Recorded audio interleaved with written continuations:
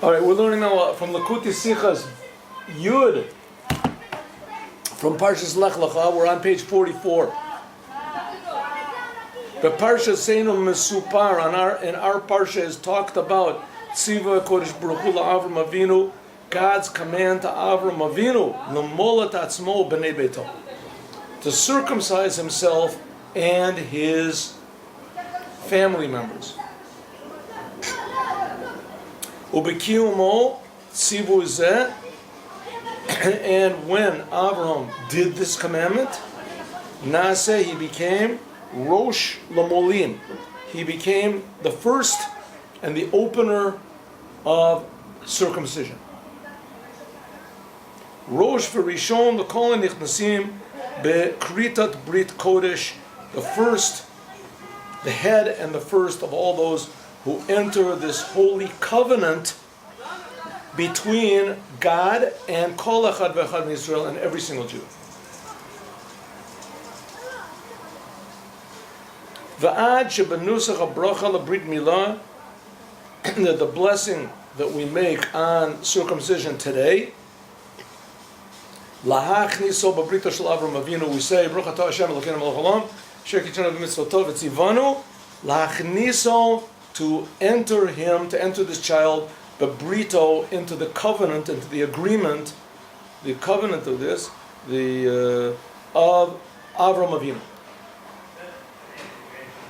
Hainu shebrit milah hamitkayemet ata, the brit milah that we do now, he mishtayechet, it is still connected, mityacheset, and it is related back to this, to what Avram Avinu did.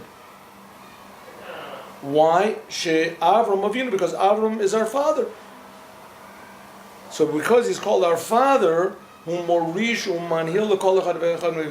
each and every one of his children,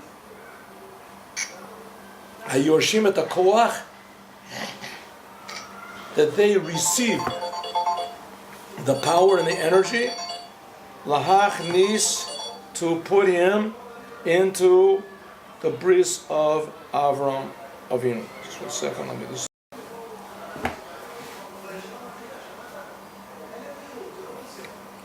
Ubagidre Yerusha alo yadu, and as far as an inheritance goes, okay, now we have to just make one little thing clear. The reason that we do the commandment of circumcision today is not because Abraham did it. The reason because Abraham was before the Torah was given. When God gave the Torah, he gave a special commandment to make a circumcision. It's on Parshas Tazria, and it says B'yom Shemini Yamol Bosar Alaso. It's right in the beginning of the parsha.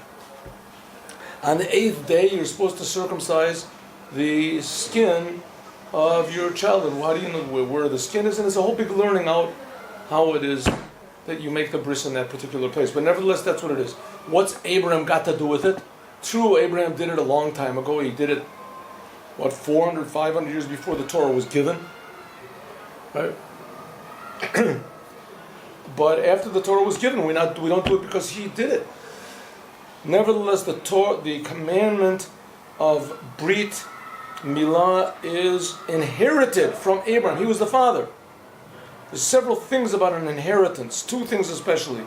Aleph, a Yerusha eno talui b'chol b'matzavo v'hachanato shel ben l'reshet. An inheritance does not depend at all on the condition of the one that is inheriting. It just has to be alive. Ki gam tinok ben yoma, even a child that is 1 day old, 1 minute old, yoresh hakol, he inherits everything from his father. Right? If a person was, he passed away and his wife was pregnant, as soon as that child is born, as he inherits everything, it's his son. It doesn't make any difference if he's intelligent, he's not, he's religious, he's not. He has to be Jewish. She'en b'Yerusha mishum shinui reshut morish. The inheritance doesn't imply changing hands of the property of the inheritor. Ki im shayoresh nichnas b'makomo shel morish mamish.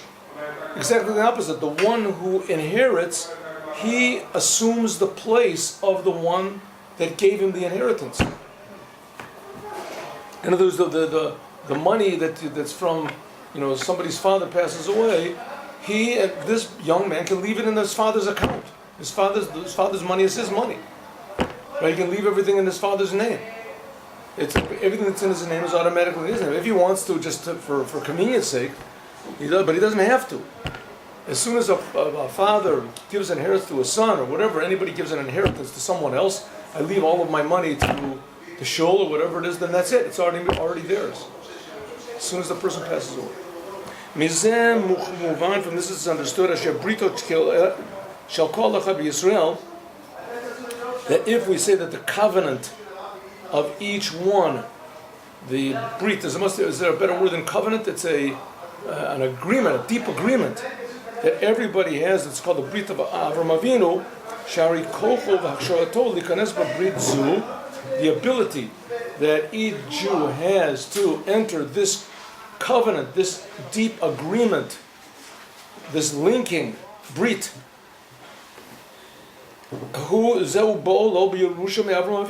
It comes as an inheritance from Abraham. What does that mean? Because the one who inherits doesn't make any difference what condition he's in. He gets the inheritance, right? Like we said, a person's father gives him $1 billion. It doesn't make any difference if he's the biggest. Oh, do I have a class? Sure. No, come. Sit. All right. One second. I had my coat on, didn't I, previously? No, I think so. I don't know. Let's go. All right. So we're continuing in Lech Lecha, Parshas Bereshit, Parshat Lech Lecha. I'm sorry, Sefer Bereshit, in Lukutei Sichot Yud. Abraham got from God a brit, a covenant, that would namely circumcise himself. A circumcision is not just a circumcision, it's a brit, it's a connection, a covenant, an inheritance. That one who inherits something gets put in the place of the one who inherits to him. If someone, your uncle dies, gives you his house, inherits it to you, you don't have to even go and claim it. It's just yours. You don't have to move there or anything. It's automatically yours. You're in the place of him. You don't have to take any money out of his account and put it in your account.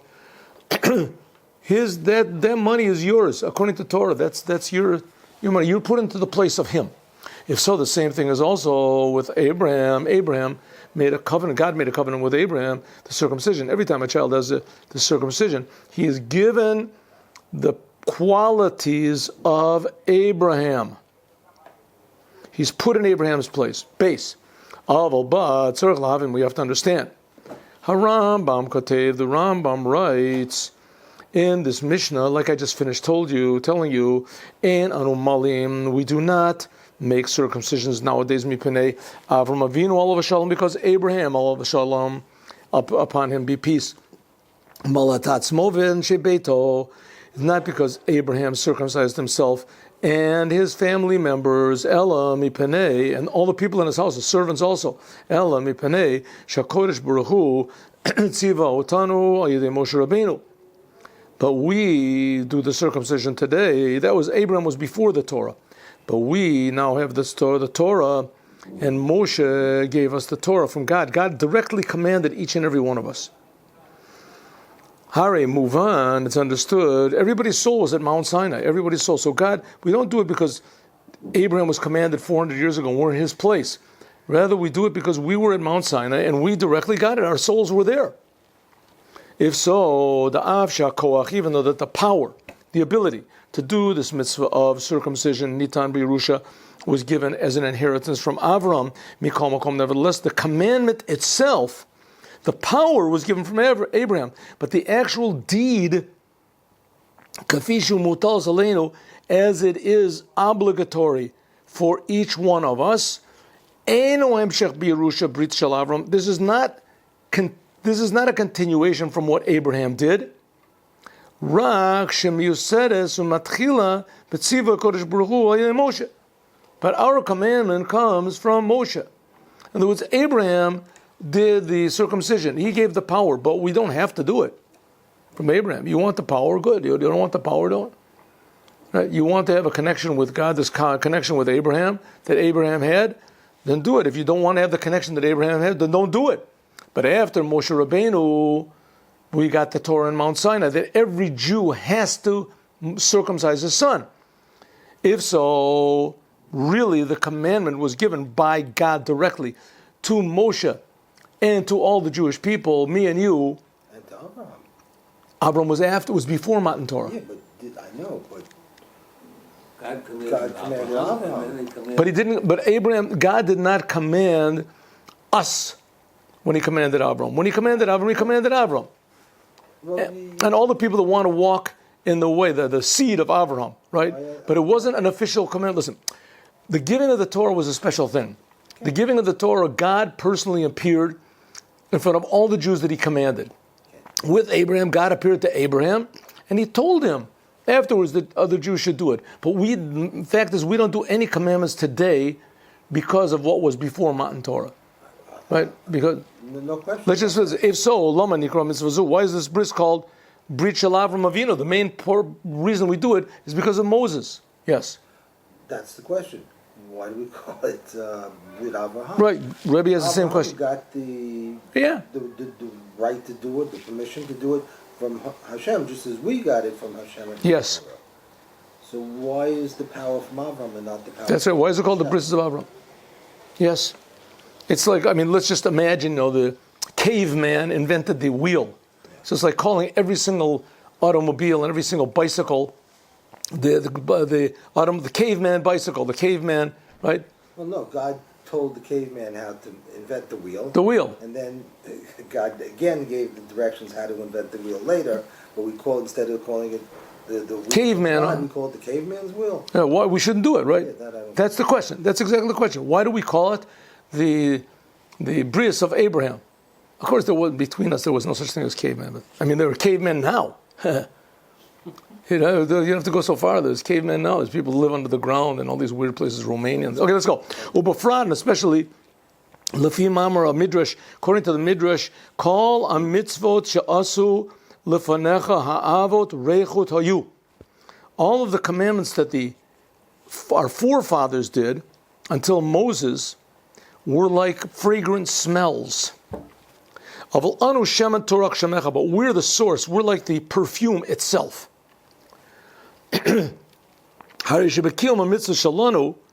When we do a commandment, yesh adifutu mala yatira, there is a much greater level and quality and value than when Abraham did it.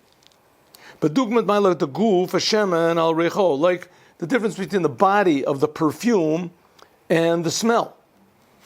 If so, how can it be that this mitzvah of commandment, of circumcision, that we do it now, it's called the bris of Abraham.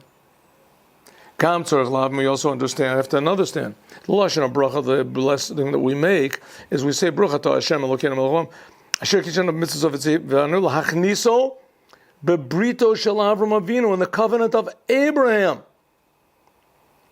Madgisha Inyan Avram Avinu, we're stressing this thing of Abraham. Lechora adif yoter, it should have been said, it's the brit with God. We're not making a brit with Abraham, we're making a brit with God.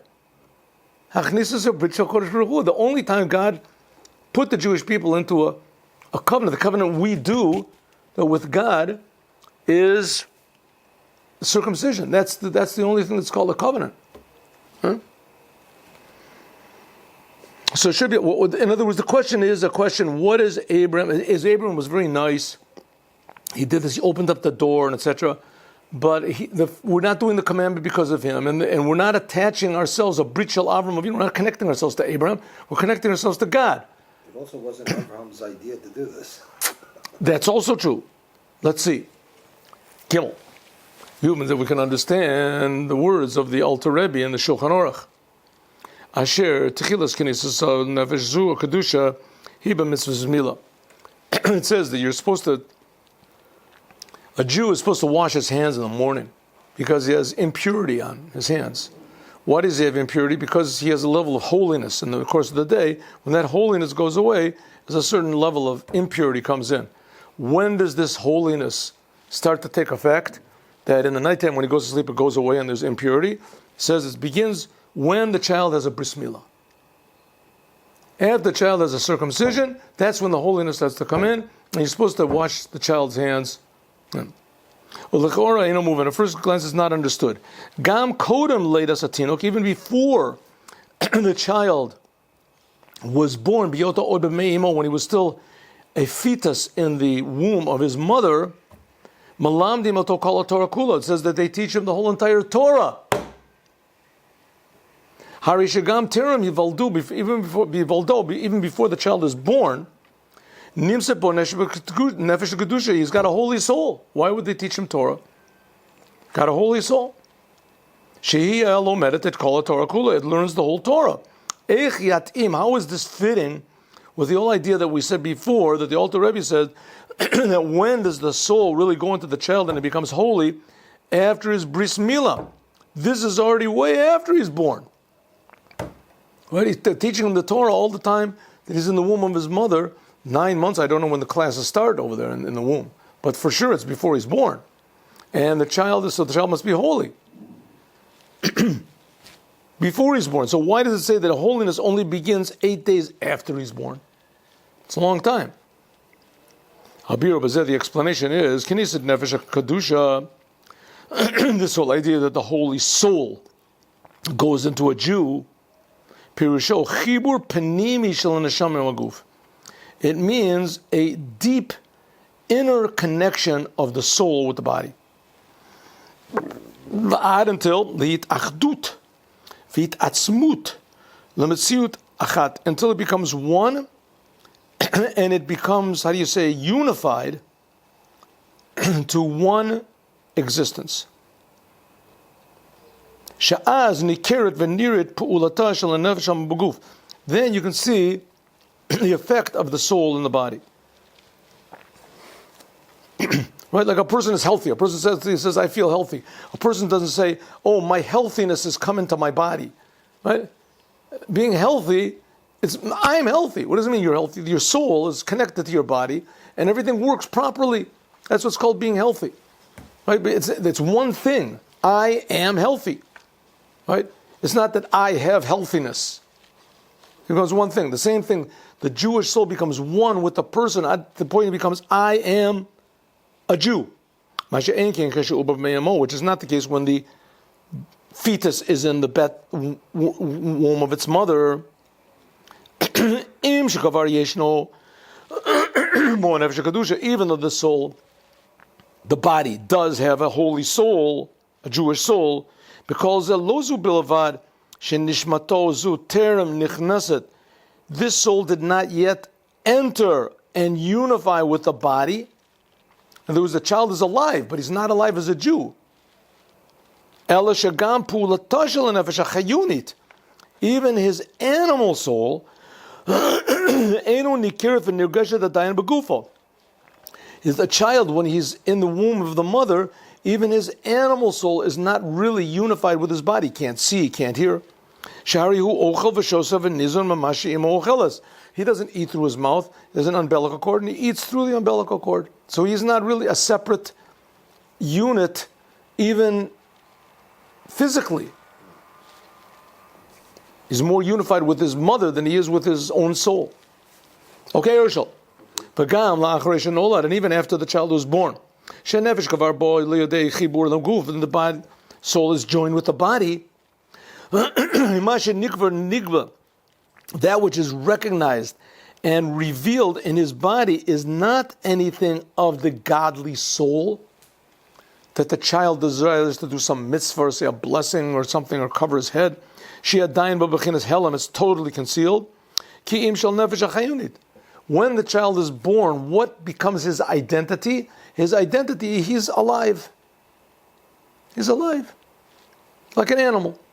He's alive. He wants to eat, he wants to sleep. Little by little, his animal soul develops, so he becomes a human animal. He wants to think, he wants to do this. But it's still an animal soul unites with him. When does the godly soul really start to take effect in his body? In a revealed way. This is only by means of the Brit Milah.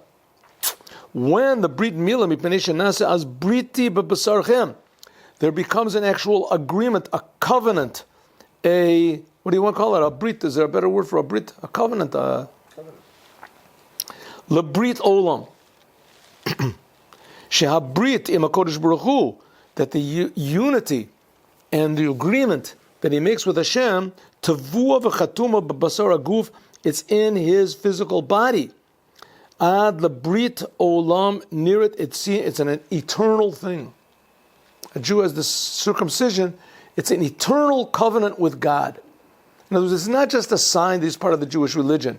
It's the coming of the godly soul uniting with the body soul. The person becomes identified 100% as a Jew. And it's a very interesting thing. Usually, the last commandment that people leave, when people, right, like for instance, there were Jews, a lot of Jews in a Jewish place called Bulgaria. Bulgarian Jews were notoriously, totally ignorant about Judaism. Totally, no knowledge, but two things they never do. Now I understand they're starting to change. Even though it was a communist government, they always circumcised their children, and they didn't intermarry. Why? They have absolutely no idea. They didn't put on tefillin, they didn't keep Shabbos, they didn't do any of the easy things. Right? They didn't do any of the easy things. Davga bris milah makes absolutely no sense, but they did it to the child. And they didn't marry a non-Jewish girl. But now I understand that the intermarrying is different, and maybe it could be with this. But generally, in the people in Russia, for instance, there are already 5 generations, 6, 70 years, the people weren't circumcising their children. There's people nowadays that are 70 years old, even older, that they just were never circumcised, and they didn't circumcise their children, their grandchildren. There's all sorts of weird stories about that, or how people were self-sacrificing in order to circumcise themselves. Okay. This is the difference between the commandment of bris milah and other commandments. Okay, Herschel, call a mitzvah with all the commandments. And yanim lechaber et ha'adam hamakayim kodesh baruch hu matzaveh. All the other commandments are there to link, join, unite the person who does the mitzvah with God. The word mitzvah means tzavta. It means uniting, a group, a united. V'chibur, joining. All the commandments join you to God. But you cannot see this joining in the body of the person who's doing the commandment. When your hand gives out charity, even though that when you do any commandment physically, it certainly does cause a change, physical change in your body, in your hand, whatever is involved in doing this commandment. This is not something that is seen, but basar agashmi shel yad, in the physical flesh of the body. They say there were big tzaddikim, the Kotel, and the Zohar. It says, I see you didn't say Shema Yisrael today. Masha ein came by mitzvah's milah, which is not the case, the mitzvah of milah. And even more these this. Calling in a mitzvah, the whole thing of this commandment is she'ashinu yalidei brito shel HaKodesh Baruch Hu. The whole purpose, one of the main aspects of this bris milah of circumcision is that this covenant should be seen in your flesh. Le'ene basar, that even people, physical people, can see it. Even a non-Jew can see it. This is the greatness of the bris milah on the other kritat brit, on the other agreements and covenants that were made with the Jewish people. For instance, at Mount Sinai, before God gave the Torah on Mount Sinai, He made a covenant with the Jewish people. Look over there; it's in the end of Parshat Mishpatim. They made sacrifices and everybody sprinkled water and this whole thing. Habrit shekarat HaKodesh Baruch Hu in Bnei Yisrael b'Sinai u'ba'arvos Moav hayu im elu shelo ayon nochachim sham begufam. The covenant that God made before Mount Sinai were even with the souls of the Jews that weren't physically there. all the Jews that had died in Egypt, all the Jews that had not been born yet, God made the covenant with them as well. Ki'im b'nafshoteim, because it was only with their souls. Okay, Herschel. Ki et asher yeshnu po et asher einenu po imanu. It says those people, God said, I'm making this covenant with you, and even the covenant with those people who are not here today. And it's explained in this midrash, which is called Pirkei Debre Eliezer. This was also with the generations she'avru, the past generations, all those that died in Egypt, and also the generations that were going to come. This covenant that God made with the Jews at Mount Sinai was not a physical brit. It was with the souls, Shekulam Ayusham, that all of the souls of all the Jews that ever were and ever will be were all there at Mount Sinai, all the converts, etc. It says about every single Jew, including converts, Mushba ba'omad Mahar Sinai, every Jew was already sworn in at Mount Sinai. Right? If a Jew makes an oath, he swears, I am not going to keep Shabbos. So it says, too late. You already took an oath. You can't go against the oath. You made an oath. Mushba ba'omad Mahar Sinai. You can't go against an oath that you made on Mount Sinai. Right? A person says, I'm not going to provide for my wife. Too bad. You were on Mount Sinai. God says you have to provide for your wife. Yeteremizu, even more. Elu shahayu nochim, like a person says, I'm taking an oath, I'm going to beat this person up. You can't do that. You're not allowed to beat people up. Right? So it's a false oath. Because everyone was sworn in, every Jew, whether he's a convert, he converted yesterday, right? Which is also already 3,320 years after Mountain Torah. His soul was there. And he was already sworn in. But he was sworn in his soul, not his body. That was the covenant that was made with the souls of the Jewish people at Mount Sinai. The covenant was made with the bodies. That was from Abraham. Yeteremizu, even more. Those people that were there at Mount Sinai in their bodies. They also came in the bris rak even those people that were in Mount Sinai. Those 600,000 Jews that were there. Only because they heard. They didn't have to do anything. There was no change in them. And they heard from Moses. Even though that hearing does affect your ears. One of the physical limbs of a person. The ear only was a means by which, a conduit, she'al yado, that through it shom'im, the soul can hear. Namely, the power of spiritual power in the person. If so, at Mount Sinai, the physical body was only just a means through which the soul could be affected and made a covenant with God. So if so, this Kritat Brit that God made also an Arvot Me'av was also with the souls of the Jews before they went into the land of Israel. Right? After they wandered in the desert for 40 years, God made another covenant with them. It's the same type of a thing, which is not the case, the Brit of Milah, circumcision. All the other covenants that God made with the Jews was just to fortify their souls and to link their souls with God. But the body, that was done by Bris Milah, she'inyano hoyos brit bebesarchem, that should be in your flesh, basar agufa gashmi, the physical body, until the yesod siyum of the gufa, until the lowest part of the body, potentially. Yivkasher b'brit olam im kodesh baruch hu, could be linked with a covenant with God. By means of this, there is made a dwelling place. God is revealed in the lowest levels possible. Right? It's a known thing that we're learning now in the Rambam. All these, God forbid, crimes that can be done through sex. Right? All these people it's forbidden to have relationships with, and a married woman, a person's sister, his daughter, a person that was married and is brought to his brother even after he dies. Right? A woman when she's not in her time that's impure, and all these things. Some sins are the worst you can possibly get, the worst punishments. Right? Worst punishments. There's some of them are punishable by stoning and by burning. Burning is hot lead. Terrible punishments. Death punishments just for having sexual relations with the person that's forbidden. V'zeu kol inyano shel mitzvahs milah. This is the whole thing of mitzvah milah.